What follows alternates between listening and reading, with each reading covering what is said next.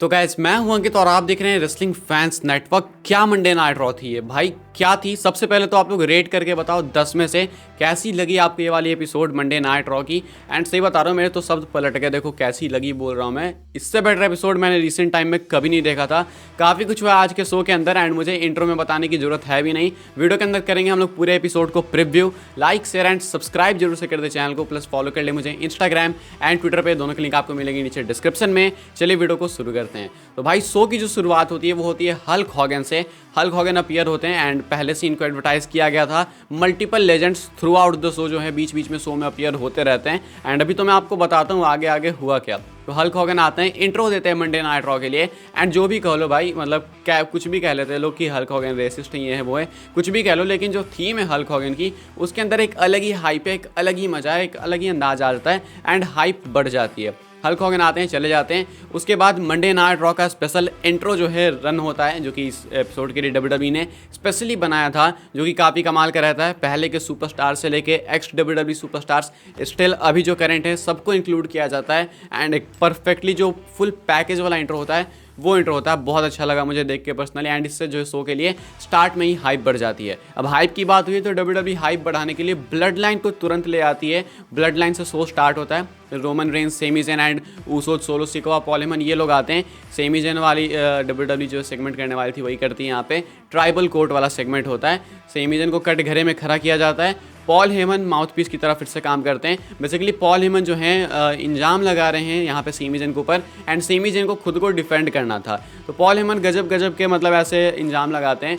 And video footage दिखाते हैं। वो वीडियो फुटेज कुछ इस तरीके की रहती है, एक सैम्पल आपको दिखाता हूँ मैं। इस तरीके की रहती है कि सेमी ज़ेन रोमन रेंस से थोड़े आगे बढ़ के बोल रहे हैं। तो इसका मानना है पॉल हेमन का कि अरे भाई ये रोमन से आगे बढ़ के बोल रहा है, डैट मीन्स ये रोमन को ओवरटेक कर रहा है। तो पॉल हेमन किसी भी तरीके से वीडियो पैकेज का कंपाइलेशन लाए थे, बस ये दिखाने के लिए कि जो सेमी ज़ेन है वो कुछ करतूत कर रहा है ब्लड लाइन में एंड कुछ तो अलग गेम कर रहा है। तो यहाँ पे जो है इंजाम लगाए गए थे सेमी ज़ेन के ऊपर कि ब्लड लाइन को बिट्रे करेगा ये वो। ऐसे में सेमी ज़ेन की बारी आती है। सेमी ज़ेन खुद को डिफेंड करें, खुद के डिफेंस में बोलें। सेमी ज़ेन थोड़े से भड़क जाते हैं, कहते हैं कि मैं कब से खुद को डिफेंड कर रहा हूँ एंड मेरी सबसे बड़ी डिफेंस करेंटली यही है कि मैं अब खुद को डिफेंड ना करूँ। तो यहाँ पे सेमी ज़ेन मना कर देते हैं कि मैं नहीं कर रहा खुद को डिफेंड, मुझे मालूम है कि मैं सच्चा हूँ, ऐसा कहते हैं। रोमन रेंस अपने हाथों में माइक लेते हैं एंड रोमन भड़कते हैं सेमी पे, कहते हैं कि तुम डिसरिस्पेक्ट कर रहे हो इन चीज़ों की, तुम्हें लगता है ये सब मजाक है, हम लोग यहाँ बैठे ये सब मजाक है, या लगता है तुम्हें खुद को डिफेंड नहीं करना है, तुम ब्लड लाइन के फ़ायदे उठा रहे हो ये वो। उसके बाद रोमन ऑर्डर करते हैं सोलो सिकोआ को एंड सोलो सिकोआ आते हैं वाट लगाने के लिए सेमी ज़ेन की। सेमी ज़ेन ऐसे बैठे रहते हैं, बोलते हैं अरे अब तो गेम बजने वाला है। सोलो सिकोआ पकड़ के सेमी को मारने ही जाते हैं, तभी आ जाते हैं जे उसो एंड वो पकड़ लेते हैं सेमी ज़ेन सोलो सिकोआ के हाथ को। तो यहाँ पे जे उसो जो कि शुरुआत में टारगेट करते थे सेमी ज़ेन को, उन्होंने ही सेमी को बचाया। सेमी ज़ेन के बिहाफ पे जे उसो एक कंपाइलेशन वीडियो पेश करते हैं रोमन के सामने एंड ये होती है सेमी ज़ेन की डिफेंस वीडियो, जो कि एक्चुअली में लॉजिकल दिख रही थी, जहाँ पे कि सेमी ज़ेन ने खुद को कुर्बान किया है कई बार ब्लड लाइन को बचाने के लिए, ब्लड लाइन की विक्ट्रीज के लिए। रोमन इस चीज़ को देखते हैं, स्टिल रोमन खुश नहीं होते हैं, कहते हैं कि सेमी ज़ेन स्टिल गिल्टी नहीं है, मैं इसे टाइम दे रहा हूँ रॉयल रंबल तक का, मुझे देखना मत तुम रंबल तक, रंबल में फाइनल हम लोग देखेंगे क्या करना है। एंड रॉयल रंबल तक का टाइम है सेमी ज़ेन के पास खुद को प्रूव करने के लिए, या फिर जो भी आई डोंट नो व्हाटएवर जो भी है उस समय आने के साथ मालूम चलेगा। इसके बाद जो भाई ये सेगमेंट कुछ इस तरीके से खत्म होता है and semi Zen and Usos ring के बीच में बच जाते हैं। अब रिंग के बीच में बचते हैं भाई ये लोग, तो इनका मैच होना था, ऊसोज का मैच होने वाला था जजमेंट डे से, ये वाला मैच भी चालू हो जाता है। एंड ये मैच था रॉ टैग टीम चैंपियनशिप के लिए। क्या कमाल का मैच था ये, मैं मतलब मेरे काफ़ी चीज़ें मुंह में आ गई थी मैच देखते देखते, शॉक हो गया मैं। इतने क्लोज कॉल्स, कई बार लगा कि टाइटल चेंज हो रही है, कई बार लगा नहीं हो रही है।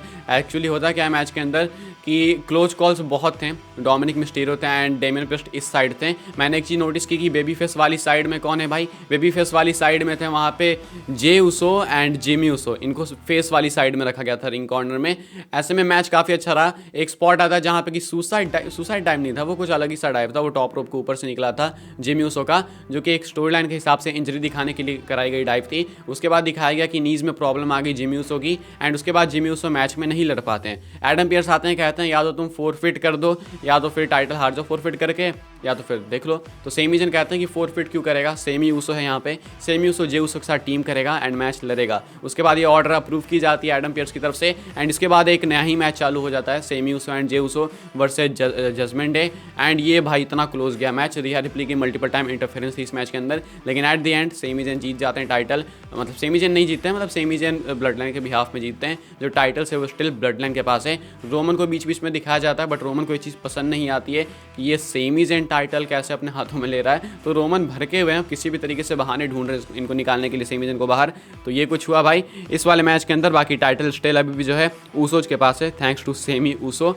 इसके बाद भाई बात आती है एले नाइट की। ये सेगमेंट हो भाई, एक एक सेगमेंट गजब का ही सेगमेंट था आज, तो क्या ही मजा है। एले नाइट अपीयर होते हैं, पिच ब्लैक मैच की बात करते हैं। वो कहते हैं कि मैं एक लेजेंड को बुलाना चाहता हूँ इस पिच ब्लैक मैच के बारे में एक्सप्लेन करने के लिए, वो बात करें इस चीज़ के बारे में। एंड लेजेंड कौन आते हैं, अंडरटेकर आते हैं। इट वॉज रूमर्ड कि अंडरटेकर अंकल हाउडी की कॉन्फ्रंटेशन हो सकती है। अंडरटेकर अपीयर होते हैं, पहले डेडमैन वाला गॉन्ग बजता है, उसके बाद अमेरिकन बैडस वाली थीम एंड अंडरटेकर बाइक से आते हैं। अंडरटेकर रिंग के अंदर आते हैं, एले नाइट मॉक किए जा रहे हैं अंडरटेकर को, वो भाग रहे हैं, फिर मजे ले रहे हैं। एले नाइट बिल्कुल हील दिख रहे थे यहाँ पे, अचानक से ही सारे जज्बात पलट जाते हैं। ऐसे में अंडरटेकर जो है भाई रिंग के अंदर खड़े रहते हैं, इधर से ब्रे वाइट आ जाता है एंड बीच में है LA Knight. Bray Wyatt Undertaker एक बीच में दोनों रिंग में आ जाते हैं। अंडरटेकर चॉक स्लैम के लिए पकड़ते हैं एले नाइट को, फिर वो दे देते हैं ब्रे वाइट को। ब्रे वाइट जो है सिस्टर एबिगेल लगाते हैं एंड एले नाइट साइड से निकल जाते हैं वहाँ से। उसके बाद अंडरटेकर एंड ब्रे वाइट आमने सामने आते हैं। अंडरटेकर ब्रे वाइट के कानों में कुछ तो कहते हैं, कुछ विस्पर किया अंडरटेकर ने। अभी क्या विस्पर किया है वो तो अंडरटेकर को ही मालूम होगा, ब्रे वाइट को मालूम होगा। लेकिन भाई कसम से ये जो आया मोमेंट, लिटरली मैंने एक्सपेक्ट नहीं किया था कभी कि ये मोमेंट फिर से आएगा। हम लोग देखेंगे अंडरटेकर ब्रे वाइट को एक साथ इतने क्लोज। ये वो क्लिकबेट थंबनेल्स है जो कि लोग बनाते हैं, बट आज ट्रिपल एच ने इसको फिर से करके दिखाया and this was just insane, मज़ा आ गया। इसके बाद मैच होता है स्टील केज मैच, बेली और बेकी लिंच का। हालांकि मैच हुआ ही नहीं, मैच स्टार्ट होने वाला था एंड इससे लोग थोड़े डिसअपॉइंटेड थे। ये स्टील केज मैच होना था बट प्लान्स के हिसाब से चीज़ें नहीं हुई। डैमेज कंट्रोल पहले ही अटैक करती है बेकी लिंच को, मैच हो ही नहीं पाया। तो ये कुछ हुआ था भाई। इसके बाद अपीयर हो जाती है डीएक्स रॉ के अंदर एंड पर्सनली मैंने इस सेगमेंट को देखा नहीं, मैं थोड़ा सा कहीं बिजी हो गया था। तो आप बता देना आपको कैसा लगा सेगमेंट। बाकी हाँ, ओवरऑल इन लोगों ने हमेशा की तरह मस्ती मजे किए हैं एंड कर्ट एंगल भी थे वहाँ पे। तो लोग हंस रहे थे कि कर्ट एंगल यहाँ पे कहाँ से आ गया, लेकिन मैंने सेगमेंट उतना देखा नहीं तो मैं इसको उतना एक्सप्लेन नहीं कर पाऊंगा। नेक्स्ट होता है match Seth Rollins and street profits versus Imperium का एंड इसमें स्पेशल गेस्ट रेफरी होते हैं कर्ट एंगल। मैच बहुत अच्छा था, ये भी हील टीम थी अपनी इंपीरियम वाली एंड बेबी फेस साइड में सेथ रॉलिंस भी थे यहाँ पे। काफ़ी अच्छी परफॉर्मेंस स्ट्रीट प्रॉफिट्स की तरफ से मुझे पर्सनली लगी, ये मेरी पिक है। बाकी रॉलिंस तो हैं ही भाई, कितने एबल सबको मालूम है। मैच के अंदर कर्ट एंगल को ट्रिब्यूट भी दिया गया स्ट्रीट प्रॉफिट्स की तरफ से एंकल लॉक वगैरह यूज़ करके एंड एंडिंग में Seth Rollins and street profits इस मैच को जीत जाते हैं। कर्ट एंगल आके दोनों के हाथों को खड़े कर देते हैं, मतलब तीनों के हाथ को खड़े कर देते हैं एंड ये वाला मैच कुछ इस तरीके से एंड होता है। इसके बाद जो है भाई अगला सेगमेंट डब्ल्यूडब्ल्यूई ने प्लान कर रखा था सार्लेट फ्लेयर के लिए, जहाँ पे कि सार्लेट फ्लेयर को उनके डैड इंट्रोड्यूस करते हैं, रिक फ्लेयर आते हैं, इंट्रोड्यूस करते हैं वो सार्लेट फ्लेयर को, देन सार्लेट आती हैं, उनका प्रोमो होता है। सार्लेट प्रोमो के अंदर बात करती हैं विमेंस डिवीजन की, रेवोल्यूशन की एंड वो कहती हैं कि हम लोगों ने जो किया विमेंस डिवीजन के अंदर वो बहुत बड़ी बात है, ये वो ब्ला ब्ला एक्सेट्रा। इतने में बियांका ब्लेयर उनको इंटरप्ट करती हैं। एक तरफ स्मैकडाउन विमेंस चैंपियन, सामने सार्लेट, इधर Bianca Blair raw women's champion. ये दोनों आपस में इसी चीज़ के ऊपर बात करती है, डिबेट होता है। इसी बीच सोनिया डेविल जिनके अंदर चुल मची हुई है टाइटल जीतने की, वो आ जाती हैं फिर से डिमांड करती हैं अगेंस्ट सार्लेट ये टाइटल अपॉर्चुनिटी। सार्लेट कहती है बियांका से लड़ो, तो बियांका ब्लेयर मैच एक्सेप्ट कर लेती हैं एंड उसके बाद रॉ के अंदर होता है Bianca Blair versus Sonia devil का मैच एंड मेरे हिसाब से तो बहुत आसानी से जीत लिया बियांका ब्लेयर ने इस मैच को। पिन करती हैं क्लीन स्विप बिल्कुल बीच रिंग में एंड सोनिया डेविल इस मैच को हार जाती हैं। मैच खत्म होने के बाद जो बियांका ब्लेयर हैं वो एक प्रोमो कट करती हैं जहाँ पे कि वो एलेक्सा ब्लिस एंड अपने होने वाले रॉयल रंबल मैच को एड्रेस कर रही होती हैं एंड यहाँ पे वो कहती हैं कि अंकल हाउडी आ जाए तुम्हारी साइड, ब्रे वाइट आ जाए, कोई भी आ जाए, तुम मुझे नहीं हरा सकती, मैं ही जीतूंगी। एलेक्सा ब्लिस भी सामने से आ जाती हैं। एलेक्सा ब्लिस कहती हैं कि तुम उनका नाम ले क्यों रही हो, मेरा कोई लेना देना नहीं है उनसे, मैं उनसे ज़्यादा कंट्रोल में हूँ एंड मैं उनसे ज़्यादा पावरफुल हूँ ये वो। एंड इधर एलेक्सा ब्लिस धमकाती हैं कि मैं तुम्हें देख लूँगी एंड मैं तुम्हें हरा दूँगी रॉयल रंबल के अंदर। इस तरीके से ये वाला मैच खत्म होता है। इसके बाद हमें लगा था कि मेन इवेंट होगा, लेकिन भाई मेन इवेंट नहीं होता है। इसके बाद हमें देखने को मिलता है मिस की तरफ से कुछ अलग सा ही, पता नहीं क्या था वो सीन। मिस आते हैं, मिस टीवी डिमांड करते हैं बट मिस्टी तो नहीं होता है लेकिन भारी पड़ जाता है भाई उनके ऊपर आना यहाँ पे रिंग में। केविन ओवेंस आते हैं, स्टन कर देते हैं स्टनर लगा के। इसके बाद केविन ओवेंस की आती है भाई वार्निंग रोमन रेंज के लिए। केविन ओवेंस कहते हैं कि सेमी ज़ेन को तू कह रहा है कि तू गिल्टी नहीं है ये वो, लेकिन तू गिल्टी ज़रूर होगा एंड बहुत जल्दी होगा ये वो, ऐसे बात करते हैं। कहते हैं कि वर्ल्ड टाइटल का मजाक बना रखा है इसने, 2 साल से जब्त करके रखी है।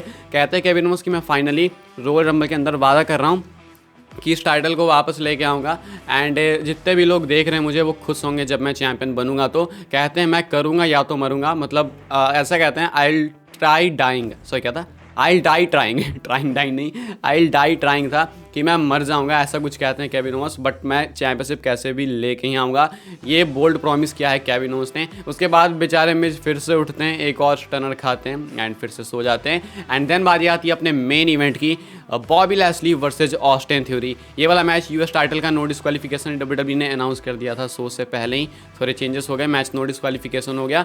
नो डिस्क्वालिफिकेशन एक रीजन से हुआ, वो रीजन क्या आपको मालूम है, अभी बात करेंगे उसके बारे में।